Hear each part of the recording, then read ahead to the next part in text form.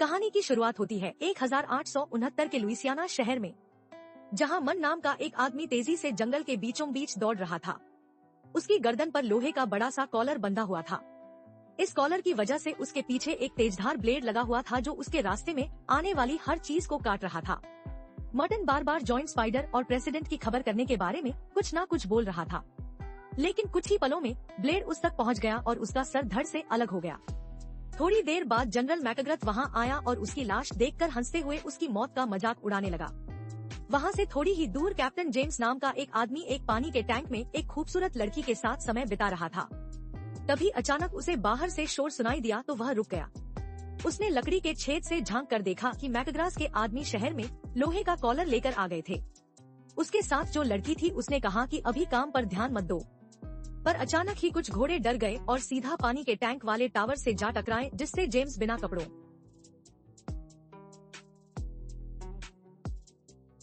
के गुंडों के सामने आ गिरा। उसे देखकर बाकी सब उसे गालियां देने लगे, तो जेम्स ने कुछ ही पलों में सबकी हड्डी पसली एक कर दी और लड़ते लड़ते कपड़े भी पहन लिए। फिर उसने जाते जाते लड़की को चूमा और रस्सी के सहारे फिसलते हुए उन गुंडों की गाड़ी में चढ़ गया। फिर उसने एक बक्सा खोला तो उसके होश उड़ गए, क्योंकि उसमें बहुत से पेट्रोल बम्स भरे हुए थे। अब जेम्स ने अपना दिमाग लगाया और सावधानी से कूदते हुए सबसे आगे वाले घोड़े पर जा बैठा। वहीं शहर में दूसरी ओर हम मार्शल गॉर्डन को देखते हैं, जो एक महफिल में लड़की बनके मैकग्रैथ के करीब आने की कोशिश कर रहा था। लेकिन जब किसी दूसरे आदमी ने उसे छूने की कोशिश की तो उसने अपनी ड्रेस में छुपे हुए एक डिवाइस से उसे जोरदार मुक्का दे मारा। आखिरकार मैकग्रैथ ने सबके बीच उसे चुन ही लिया। पर तभी एक दूसरा आदमी जो उसका दीवाना हो गया था, उसने मैकग्रैथ से गॉर्डन को छीनने की कोशिश की, तो मैकग्रैथ ने उसे सीधा गोली मार दी। वहीं दूसरी ओर घोड़े भागते हुए एक पहाड़ी के नीचे गिरने ही वाले थे कि तभी जेम्स ने उन्हें एन वक्त पर रोक दिया। उसने दूर से बिल्डिंग में मैकग्रैथ को देखा तो वह जल्दी से बिल्डिंग पर चढ़ने लगा। उधर गॉर्डन ने मैकग्रैथ को हिप्नोटाइज करके उस पर काबू कर लिया था। उसने मैकग्रैथ से पूछा कि तुमने किसके कहने पर एस्कोबार नाम के उस साइंटिस्ट को अगवा किया, पर तभी अचानक उसके डिवाइस ने काम करना बंद कर दिया, तो गॉर्डन ने अपना चाकू निकाल लिया। उसी पल जेम्स खिड़की तोड़कर अंदर घुस गया और मैकग्रैथ पर हमला बोल दिया। जेम्स मैकग्रैथ पर गोली चलाने ही वाला था कि तभी गॉर्डन ने उसे रोक कर कहा कि अभी हमें इसकी जरूरत है। उसी पल मैकग्रैथ मौका देखकर जेम्स को दीवार की तरफ धक्का देकर वहां से भाग गया। तभी जेम्स उसके पीछे भागा और मेन एरिया में जाकर मैकग्रैथ के गुंडों से लड़ने लगा। चारों तरफ अफरा तफरी मच गई। गॉर्डन ने देखा कि कुछ लुटेरे साइंटिस्ट एस्कोबार को लेकर भाग रहे हैं, तो उसने उन्हें रोका, लेकिन जेम्स गलती से उससे टकरा गया और उन दोनों में लड़ाई शुरू हो गई। इसी मौके का फायदा उठाकर सभी बदमाश वहां से भाग निकले। इसके बाद हम एक बेहद खतरनाक साइंटिस्ट डॉक्टर आलस को देखते हैं। उसने अपनी एक गार्ड को बिल्डिंग के लोगों के होंठ पढ़कर उनकी बातें समझाने को कहा। तब उसे पता चला कि गॉर्डन और जेम्स पुलिस वाले हैं। खैर, उनके आदमी अभी भी साइंटिस्ट एस्कोबार को किडनैप करने में कामयाब हो गए थे, जिसके बाद आलस ने पेट्रोल बम से भरी हुई एक गाड़ी बिल्डिंग की तरफ धकेल दी, जिससे वहां बहुत जबरदस्त धमाका हुआ। इसके कुछ दिन बाद जेम्स को प्रेसिडेंट ऑफिस में बुलाया गया। वह जाते ही समझ गया कि यह असली प्रेसिडेंट नहीं बल्कि कोई बहरूपिया है, लेकिन उस बहरूपिये ने इस बात को मानने से इनकार कर दिया, तो जेम्स ने छत पर गोली चला दी और आखिरकार उस आदमी ने असलियत बताते हुए कहा कि मैं गार्डन हूँ। उसी समय असली प्रेसिडेंट ग्रांट वहां पर आया। उसने कहा कि तुम दोनों मेरे सबसे अच्छे सिपाही हो, तुम्हें मिलकर काम करना होगा। वो उन दोनों को एक खुफिया कमरे में ले गया और बताया कि अमेरिका के सभी महान साइंटिस्टों को मैकग्रैथ ने अगवा कर लिया है। उसने प्रेसिडेंट को एक नोट भेजकर यह भी बताया था कि वह सभी साइंटिस्टों का इस्तेमाल करके ऐसा हथियार बनवाएगा जो दुनिया में कभी किसी ने ना देखा हो। मैकग्रैथ चाहता था कि प्रेसिडेंट एक हफ्ते के अंदर इस्तीफा दे दे। गॉर्डन और जेम्स जानते थे कि मैकग्रैथ एक पेशेवर कातिल है, लेकिन इतना चालाक नहीं है। वह जानते थे कि जरूर इसके पीछे कोई और मास्टरमाइंड है। तब प्रेसिडेंट ने उन्हें एक हफ्ते के अंदर अंदर उस मास्टरमाइंड को ढूंढने का आर्डर दिया। इस काम के लिए प्रेसिडेंट ने उन्हें अपनी एक स्पेशल ट्रेन भी दी। गॉर्डन बड़ी जल्दी से अपनी मोटरसाइकिल से वहां पहुंच गया और अकेला ही ट्रेन लेकर निकल गया, जबकि जेम्स अपने घोड़े पर उसके पीछे दौड़ता हुआ आया और कूदकर ट्रेन के अंदर पहुंचा। पर तभी एक खुफिया दरवाजा खुल गया जिसने उसे छत से सीधा अंदर गिरा दिया। अंदर जाते ही गॉर्डन और जेम्स में बहसबाजी शुरू हो गई और जेम्स ने गुस्से में उसे मुक्का मार दिया कि चुप हो जाना। तभी गॉर्डन कुछ अजीबोगरीब हरकतें करने लगा। अचानक उसने एक बटन दबाया जिसमें से हथौड़ा बाहर आया और सीधा जेम्स को जा लगा। तभी जेम्स सीधा एक पूल टेबल पर जा गिरा, जिसने अचानक उसे रस्सियों से बांधकर उल्टा कर दिया और अब वह रेल की पटरियों के सामने था। अब बदले में जेम्स ने एक चैन खींच दी जिससे गॉर्डन की कुर्सी भी ऐसे ही उल्टी हो गई। आखिरकार उन दोनों ने फैसला किया कि सिर्फ प्रेसिडेंट के लिए मिलकर काम करेंगे। इसके बाद गॉर्डन ने मॉर्टन के सर को एक मशीन से जोड़कर चेक किया कि उसने मरने से पहले आखिरी बार क्या देखा था। यह कोई और नहीं बल्कि मैग्राथ ही था। फिर उन दोनों ने देखा कि मैग्रेथ की जेब में एक कॉस्ट्यूम फंक्शन का इनविटेशन था जो कि न्यू ऑर्लिन्स शहर में होने वाला था। इसीलिए वह दोनों भी तुरंत वहीं के लिए रवाना हो गए। फिर पार्टी की रात जेम्स चुपके से बिल्डिंग में घुस गया, पर जब एक गार्ड ने उसे रोकने की कोशिश की तो उसने एक ही मुक्के में गार्ड को बेहोश कर दिया और खिड़की से अंदर पहुंच गया। अंदर उसकी मुलाकात हुई मिस ईस्ट से जो कि आर्लेनस की पर्सनल असिस्टेंट थी। उसने जेम्स को आसपास घुमाया और महल के अंदर का टूर दिया। उसी वक्त जेम्स ने भीड़ में गॉर्डन को पहचान लिया जो भेष बदलकर वहां आया था। फिर नाचने गाने वालों के आने से एक बड़े शो की शुरुआत हुई। साथ ही इब्राहिम लिंकन का एक बहुत बड़ा स्टैचू अंदर लाया गया। पर तभी अचानक उसमें जबरदस्त धमाका हो गया और अंदर से आर्लेस बाहर निकला जिसका आधा शरीर गायब था। उसे जिंदा देखकर सब लोग हैरान थे। खैर फिर जेम्स ने उसके पास जाकर उससे मैग्रेथ के बारे में पूछा लेकिन आर्लेस ने ऐसे जवाब दिया मानो वो मैग्रेथ को जानता ही ना हो। इसी बीच गॉर्डन ने कुछ डांसर्स को छुपकर एक साइड में जाते देखा और उसे एक लड़की के चिल्लाने की आवाज सुनाई दी। बाद में हम देखते हैं कि आर्लेस मैग्रेथ से अकेले में कुछ खुफिया बात कर रहा था। इधर जेम्स भी छुपकर उन दोनों की बातें सुन रहा था। मैग्रेथ काफी गुस्से में था क्योंकि पिछली बार के हमले में उसके सारे हथियार बर्बाद हो गए। तब आर्लेस ने उसे एक नक्शा दिखाकर कहा कि मैं इस जगह पर नदी के पास और हथियार पहुंचा दूंगा। फिर उन दोनों के जाने के बाद जेम्स ने ऑफिस में घुसकर कागज पर बने नक्शे के निशानों को ट्रेस किया। लेकिन उसी वक्त मिस ईस्ट वहां आकर उसे चूमने के बहाने उसका ध्यान भटकाने लगी। अचानक एक पेंटिंग के पीछे कुछ हलचल हुई। असल में वहां एक गार्ड छुपा हुआ था। गार्ड ने तुरंत बंदूक निकालकर जेम्स पर निशाना लगाया पर वह गोली गलती से मिस ईस्ट को लग गई। तब जेम्स ने गुस्से में आकर पेंटिंग के पीछे छुपे सभी गार्ड्स को मार दिया और वहां से निकल गया। फिर वह मेन फ्लोर पर जाकर एक औरत के साथ डांस करने लगा क्योंकि उसे लग रहा था कि यह भस बदलकर गॉर्डन है। जेम्स ने उसे इकट्ठा की हुई सारी जानकारी दी। फिर उसने गॉर्डन समझकर तरबूजों के ऊपर हाथ रख दिया। फिर उसने कहा कि वहाँ गॉर्डन तरबूज तो बहुत अच्छे बनाता है तू। लेकिन तभी उस औरत ने उसे जोरदार थप्पड़ दे मारा। उसी समय गॉर्डन भीड़ में से बाहर आया और चिल्लाने लगा कि कितना गंदा आदमी है यह, फांसी की सजा होनी चाहिए इसे। अब वहां खड़े लोग जेम्स को पकड़कर बाहर ले गए। उधर गॉर्डन ने उस कमरे का ताला तोड़ डाला जहां से उसे चिल्लाने की आवाज आई थी। उसने देखा कि यह तो कुछ अलग ही तरह का कमरा है जहां पर एक पिंजरे में रीटा नाम की लड़की कैद थी। तब गार्डन ने अपने स्पेशल डिवाइस से ताला तोड़कर उसे रिहा कर दिया। वहीं बाहर जेम्स गुस्साई भीड़ को किसी तरह से रोकने की कोशिश कर रहा था उलझुल बातें बोल के। साथ ही उसने उस औरत से कहा कि मैं मजाक नहीं कर रहा था, मैं अपनाऊंगा इसे, मुझसे शादी करोगी। तभी गॉर्डन और रीटा एक बग्गी में उसे बचाने आ पहुंचे। उन्हें देखकर जेम्स ने भी प्लेटफॉर्म से छलांग लगाई और सीधा उसी बग्गी में पहुंच गया। तब रीटा ने बताया कि मैं कोई नाचने वाली नहीं हूँ बल्कि साइंटिस्ट एस्कोबार की बेटी हूँ। मैं छुपकर अपने पिता को ढूंढने आई थी। वहीं नदी किनारे आर्लेस और मैकग्रेथ अपने अगले प्लान की तैयारी कर रहे थे। किनारे पर मैग्रेथ के फौजी उसके ऑर्डर्स का इंतजार कर रहे थे। उसी समय स्टीम से चलने वाला एक टैंक वहां आया और फौजियों को लगा कि वह उनका नया हथियार है, इसीलिए वह खुशियां मनाने लगे। पर अचानक टैंक ने वहां धुआंधार फायरिंग की जिसमें सभी फौजी मारे गए। मैग्रेथ के पैरों तले जमीन खिसक गई और वह आर्लेस पर चिल्लाया कि तुमने मुझे धोखा क्यों दिया। तब आर्लेस ने कहा कि यह मेरा बदला है। दरअसल मैकग्रेथ उसे एक लड़ाई में अकेला छोड़कर भाग गया था। उसी लड़ाई में उसने अपने आधे शरीर को खोया था। मैकग्रेथ ने गुस्से में अपनी बंदूक निकाली लेकिन आर्लेस ने अपनी व्हीलचेयर से गोली चलाकर उसे मार डाला। फिर उसने अपने साथियों से 1000 किलो सोना स्पाइडर कैनियन नाम की एक जगह पर लाने को कहा, जिसके बाद वह अपना सबसे बड़ा हथियार बाहर निकालेगा। खैर जब रीटा, जेम्स और गॉर्डन वहां पहुंचे तो उन्होंने देखा कि सभी फौजियों की लाशें वहां बिखरी पड़ी हैं और आर्लेस वहां से गायब था। तब जेम्स ने एक कहानी सुनाई जिसके मुताबिक न्यू लिबर्टी शहर में ऐसे ही हथियार का इस्तेमाल हुआ था।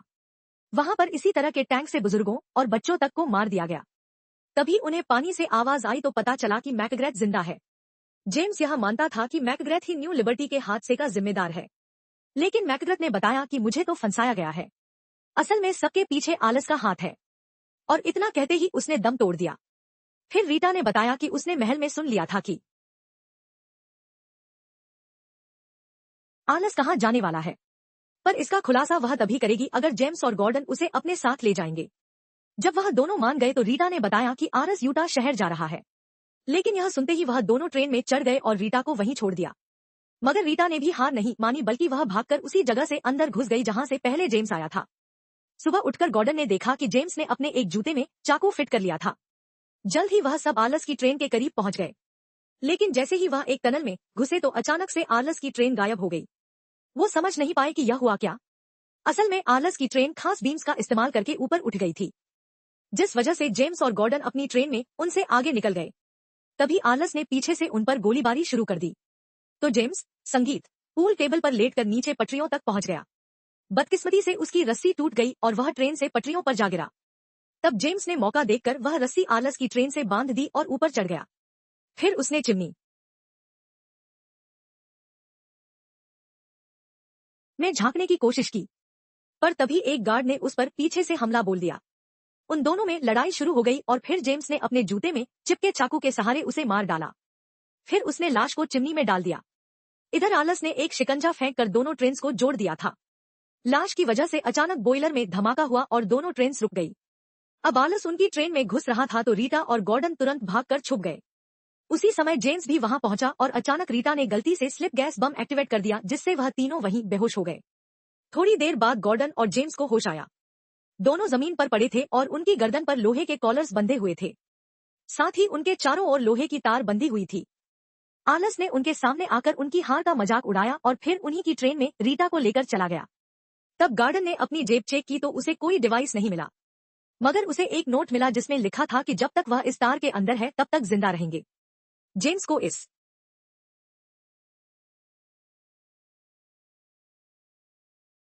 पर यकीन नहीं हुआ, इसीलिए उसने जांच करने के लिए तार से बाहर कदम बढ़ाया। तभी अचानक एक मशीन एक्टिवेट हो गई जिसमें से 2 गोल ब्लेड्स तेजी से घूमते हुए आए और रास्ते के सभी पेड़ पौधे काटते हुए उनका पीछा करने लगे। गॉर्डन ने चिल्लाते हुए कहा कि इन कॉर्नर मैग्नेट्स की पावर पूरे 400 साल बाद खत्म होती है। अब वह दोनों जान बचाने के लिए पास के एक खेत में जा घुसे। वो एक दूसरे के आमने सामने खड़े हो गए। जैसे ही ब्लेड्स उनके करीब पहुंचे, दोनों नीचे कूद गए और वह ब्लेड आपस में टकराकर टूट गए। लेकिन उसी समय उन्हें एहसास हुआ कि वह गोबर से भरे गड्ढे में गिर चुके हैं। कुछ देर बाद वह दोनों खेत से बाहर निकले तो दोनों में बहसबाजी शुरू हो गई। गॉर्डन ने गुस्से में जेम्स पर चिल्लाकर कहा कि सब तुम्हारी गलती है।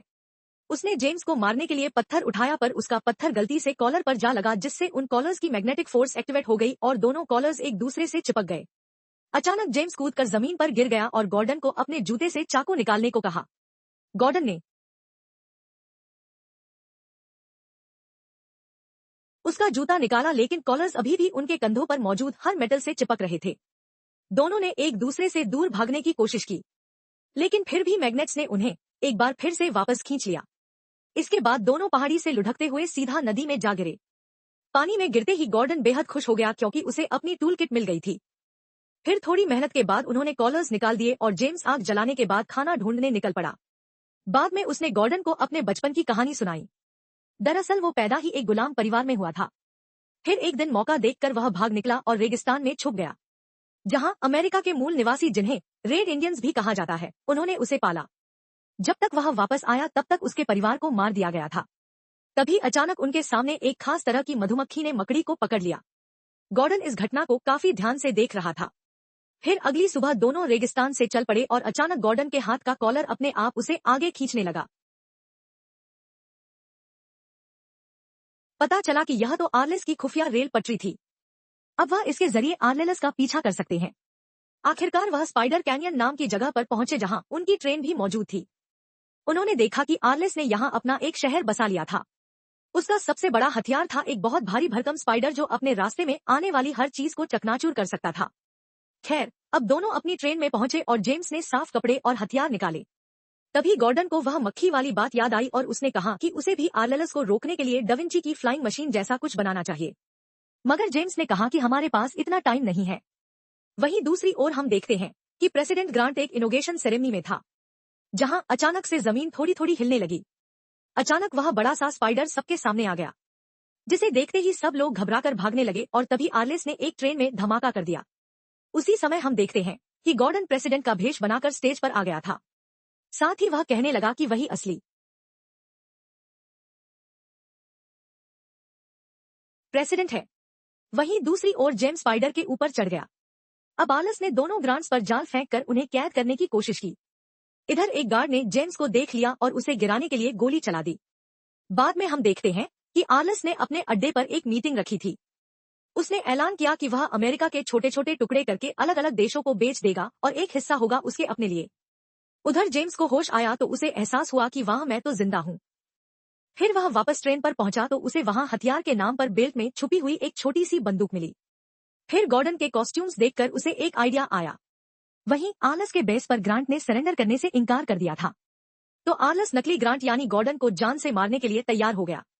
लेकिन उसी पल वहां एक डांसर आ गई जो असल में जेम्स है। उसने अपनी अदाओं से आलस को लुभाया और फिर चुपके से उसकी कुर्सी से चाबियां चुराकर गॉर्डन को दे दी। गॉर्डन ने जल्द ही खुद को रिहा कर लिया। लेकिन तभी जेम्स ने गलती से अपनी ब्रा में छुपे हुए फ्लेम थ्रोअर्स को एक्टिवेट कर दिया और वहां आग निकलने लगी। आलस ने तुरंत अपने आदमियों को गोली जलाने के ऑर्डर्स दिए, मगर जेम्स ने आग से उन्हें जला डाला। कॉपीराइट का चक्कर ना होता मैं गाना लगा देता। बीड़ी जलाई ले जिगर से पिया जिगर माँ बड़ी आग है डंग डंग। खैर अब आलस और उसके गार्ड्स ग्रांट को घसीटकर स्पाइडर के अंदर चले गए। जब और फौजी जेम्स की ओर बढ़ रहे थे तो उसने एक बम फेंककर वहां जबरदस्त धमाका कर दिया। उधर रीटा सभी साइंटिस्ट्स को रिहा करके अपने साथ एक सुरक्षित जगह पर ले आई थी। अब जेम्स को कुछ समझ नहीं आ रहा था, इसीलिए उसने गॉर्डन से कहा कि जल्दी से वह फ्लाइंग मशीन बनाओ। कुछ ही देर में गॉर्डन ने वह फ्लाइंग मशीन बना दी। जाने से पहले कंडक्टर ने उन्हें कुछ बम दिए और कहा कि वह एक पुलिस वाला है जिसे प्रेसिडेंट ने उन पर नजर रखने के लिए भेजा था। अब जेम्स और गॉर्डन उस मशीन के साथ पहाड़ी से कूद गए। एक बार को तो ऐसा लगा कि गए काम से, लेकिन जल्द ही मशीन उड़ने लगी। वहीं दूसरी और हम देखते हैं कि वह बड़ा सा स्पाइडर एक शहर में पहुंच चुका था, जहां आलस ने लोगों को मारना और बिल्डिंग्स को गिराना चालू कर दिया। वह चाहता था कि इसके दबाव में आकर प्रेसिडेंट उसकी बात मान ले। लेकिन उसी पल जेम्स और गॉर्डन अपनी फ्लाइंग मशीन में वहां आ पहुंचे। फिर उन्होंने हवा से बम फेंककर हमला कर दिया। उधर से आलिस भी उन पर हमला कर रहा था और अचानक उनकी फ्लाइंग मशीन गिरकर सीधा स्पाइडर से जा टकराई, जिससे एक गार्ड तो गिर गई, मगर बदकिस्मती से बाकी गार्ड्स ने उन्हें घेर लिया और उन्हें पकड़कर आलस के सामने ले जाया गया। तब जेम्स ने आलस का मजाक उड़ाया तो आलस ने बटन दबाकर उसे नीचे वाले हिस्से में फेंक दिया, जहां उसे एक योद्धा का सामना करना होगा जिसके हाथ कटे हुए थे और उनकी जगह पर ब्लेड्स लगे थे। जल्द ही दो और फाइटर भी उस पर टूट पड़े, तो जेम्स ने बड़ी बहादुरी से उनका सामना किया। फिर उसने मशीन की एक चैन की मदद से ब्लेड वाले आदमी को दूर फेंक दिया। उसने दूसरे आदमी को इंजन में फेंका और अब बारी थी तीसरे आदमी की, जिसके मुंह पर उसने फावड़ा दे मारा। उसी समय एक ऐसा आदमी वहां आया जिसकी चमड़ी लोहे की थी। जेम्स चाहे उस आदमी पर कितने भी वार क्यों ना कर ले, पर उस पर कोई असर ही नहीं हुआ। अब जेम्स का दुश्मन उसे स्पाइडर से नीचे फेंकने ही वाला था, मगर अचानक ना जाने कैसे उसकी चिप्स में बिजली का झटका लगा और जेम्स की जगह वो खुद ही नीचे गिर गया।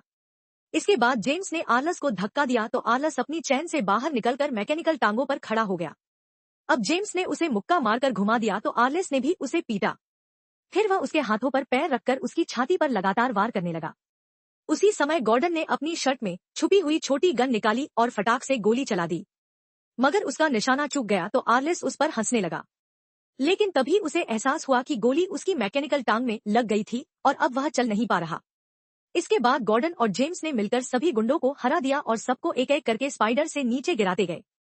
तभी ग्रांट ने देखा कि वह स्पाइडर एक पहाड़ी से नीचे गिरने वाला है, तो गॉर्डन ने उसे कंट्रोल करने की कोशिश की, मगर कोई फायदा नहीं हुआ। आलस एक बार फिर अपनी कुर्सी पर वापस आ गया और अपनी खुफिया गन से गोली चलाई, लेकिन वो जेम्स की बजाय स्पाइडर को जा लगी। उसी समय स्पाइडर पहाड़ी की चोटी पर जा रुका। अचानक आलस और जेम्स दोनों फिसल गए। जेम्स किसी तरह आलस की व्हील चेयर पकड़कर बचा हुआ था। आलस अब भी देश को खत्म करने की बातें कर रहा था, तो जेम्स ने उसकी कुर्सी का लीवर ही खींच दिया, जिससे आलस खाई में जा गिरा, जबकि जेम्स एक चैन को पकड़कर बच गया। बाद में प्रेसिडेंट ग्रांट ने ऐलान किया कि उसने सीक्रेट सर्विस नाम की एक एजेंसी बनाई है जिसका काम होगा प्रेसिडेंट की रक्षा करना, और उस एजेंसी के सबसे पहले एजेंट्स होंगे गॉर्डन और जेम्स। बाद में रीटा ने उन दोनों का शुक्रिया अदा किया और तब उसने खुलासा किया कि एस्कोबार उसके पिता नहीं बल्कि पति है। यह सुनकर दोनों दंग रह गए।